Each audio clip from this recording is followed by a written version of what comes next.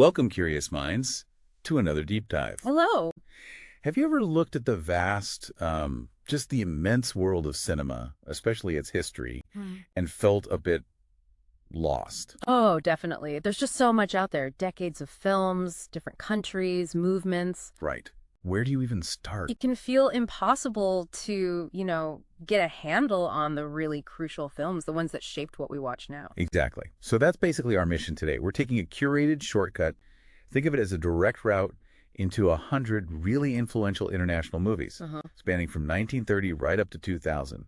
And the goal isn't just to, read a list. No, not at all. We want to uncover those key insights, those sort of aha moments that show how cinema evolved, how it reflected the world, and maybe even shaped it a bit. And the list we're working from, our source material, it's handpicked and genuinely global. Yeah. We've got films from all over, different directors, key cinematic movements.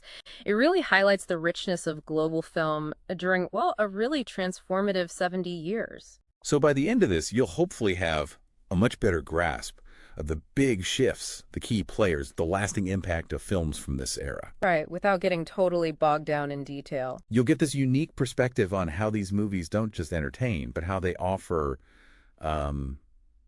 deep insights into cultures, history, the human experience, really. Think of it like a journey through time. We'll go decade by decade. Okay. And you'll see how cinema grew up alongside society, from the first talkies right through to truly global stories. Okay, let's unpack this. Where better to start than the beginning of our journey? The 1930s. Now, this decade was huge for film, wasn't it? Mainly because of sound. Absolutely transformative. Silent films were amazing, of course. Suddenly, hearing dialogue, music, ambient noise, it just opened up completely new possibilities. And filmmakers didn't just stick voices on top of silent movie techniques, did they? Not the innovative ones, no. What's revolutionary is how quickly they saw potential beyond just talking. Take Fritz Lang's M from 31. Yep. He used sound to build dread.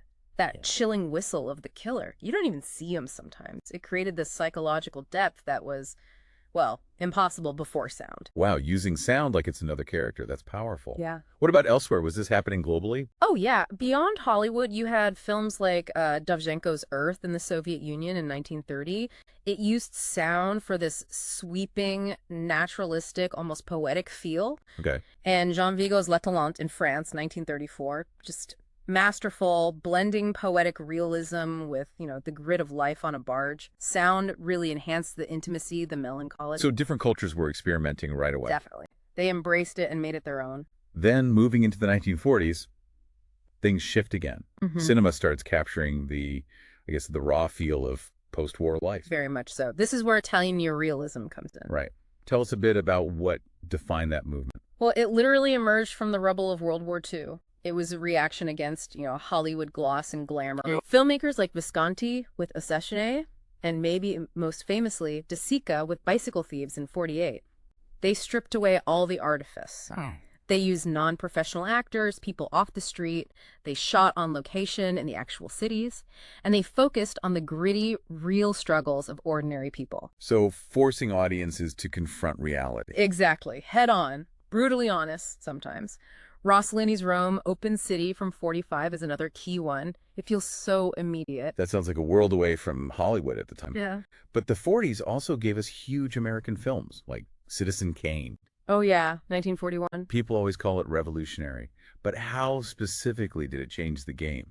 Kane was just seismic. It totally blew up traditional narrative structure. No more straight-line storytelling. Right, the flashbacks. Flashbacks, multiple viewpoints. You get this complex, fragmented picture of Kane, and you, the audience, have to piece together. Visually. Visually, it pioneered deep focus, where everything, foreground and background, is sharp. It gives scenes incredible depth. You can absorb so much more information at once. It really challenged audiences to engage differently. Okay, now stepping into the 1950s, this is where things get really interesting on a global scale, right? Masterful storytelling, pushing boundaries. Absolutely. Akira Kurosawa's Rashomon from Japan in 1950 is such a perfect example. How did that one manage to open Western eyes to Japanese cinema so dramatically? Well, the big thing in Rashomon is its use of the unreliable narrator, or rather narrators. Okay. You have one event, a crime, basically, a murder and a rape told from four totally different contradictory perspectives. All right, everyone remembers it differently. And each version serves the person telling it, so you're left questioning. What is truth? It was radical. It forced Western viewers to deal with ambiguity, moral complexity. It really bridged a cultural gap. That's a brilliant way to put it. So connecting that idea, Hmm. the 50s saw more of this deep introspective stuff, moving beyond just plot. Definitely. Think about Kurosawa again with Ikiru in 52, such a poignant film about a guy facing his mortality. Or Ozu's Tokyo Story from 53. Just captures that quiet, bittersweet feeling of family ties fraying. And in Europe. You had Fellini starting his major impact with La Strada in 54, that blend of gritty life and dreamlike images. Bergman kicked off his big run with The Seventh Seal, Wild Strawberries in 57. Existential dread. Pretty much. Faith, meaning, all that. Yeah. And crucially, Satyajit Ray's Pather Panchali in 55, it brought Indian cinema global attention with this incredibly lyrical, humanistic look at rural life. So the 1960s, if the 50s were introspective, the 60s felt like breaking rules, injecting rebellion. Totally. That's the heart of the French New Wave. What made that so revolutionary? It was a conscious rejection of, well, everything traditional filmmaking stood for. Directors like Godard, Breathless, 1960, iconic Truffaut with The 400 Blows, Agnes Varda with Cleo from 5 to 7. Yeah. They embraced spontaneity, experimental styles, jump cuts, handheld cameras, natural light, improvisation. It gave their films this raw, almost documentary feel. Like they were just capturing life as it happened. Kind of, yeah. And it was all about auteur cinema. The director's personal vision was king. The director as an artist, like a novelist. You can almost feel that energy. Yeah, But auteur cinema wasn't just France, right? It continued elsewhere, but maybe differently. for sure. Stanley Kubrick's Dr. Strangelove in 64, his satirical genius taking on the Cold War with this pitch-black humor. Right. And then something like Pontecorvo's The Battle of Algiers in 66, a landmark of political cinema. It used this pseudo-documentary style, meaning it looked so much like real newsreel footage, people actually debated if it was real. Wow. That blurring of lines was so powerful for showing the intensity of guerrilla war, colonial struggle. Okay, so let's move into the 70s and 80s. Here we see filmmakers really pushing visual storytelling, exploring darker themes, maybe more complex philosophy. Yeah, this period really cemented the new Hollywood auteurs. These were directors who got like unprecedented creative control, and often their films reflected a kind of societal disillusionment. Like who? Coppola, obviously. The Godfather films, 72 and 74. They redefined gangster movies by digging into the moral complexities, power, family, loyalty. Yeah. Scorsese, too. Taxi Driver in 76, Raging Bull in 80. Just these intense character studies. Troubled masculinity, violence. A really stark look at the underbelly of American life. That does sound like a contrast to some earlier stuff, but there were still films blending spectacle with emotion, right? Oh, absolutely. Spielberg was mastering that. Blockbusters that critics love too.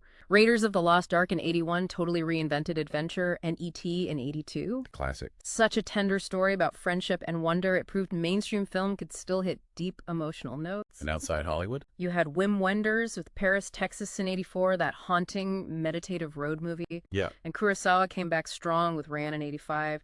Epic reimagining of King Lear in feudal Japan. Just showed his mastery endured. It's so clear these films aren't just stories. They're like you said, windows. Windows into culture, politics, society back then, reflecting hopes, fears. Exactly. And that raises a good point. How do films from specific times keep resonating? Yeah. Think about Spike Lee's Do the Right Thing from 89 or Mathieu Kassavitz's La Haine from France in 95. Okay. They tackle social, racial tensions with this urgency that still feels incredibly relevant today. Discussions about identity, inequality, city life. Some themes just don't go away, sadly. That's very true. Yeah. So as we get near the end of the century, late 90s, touching 2000, Yeah. filmmaking is evolving again. Techniques, storytelling, practical effects giving way to CGI. Right. The late 90s saw technology really start redefining what was possible on screen.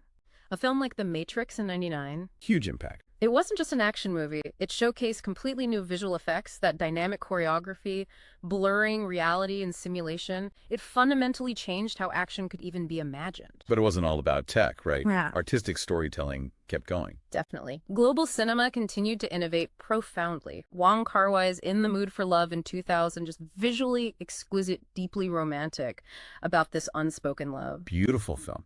And Ang Lee's Crouching Tiger, Hidden Dragon, same year. It blended martial arts spectacle with really poetic storytelling. broke box office records, proved non-English films could have massive global appeal. It sounds like a real explosion of ambition, both technically and artistically. It really was, and you still had incredible artistic films coming from diverse places showing innovation wasn't just about effects. Like Abbas Kiarostami's Close-Up from Iran in '90, a fascinating meta-film about truth and identity. Kieslowski's Three Colors, Red in '94, that stunning finale to his trilogy about human connection. Yeah, the Three Colors trilogy was amazing. And Walter Sal's Central Station from Brazil in '98, just a deeply moving road movie. A boy and an older woman, unlikely bond. It really shows how global cinema excellence was expanding right to the century's end. What a journey we've taken, spanning 70 years, 1930 to 2000.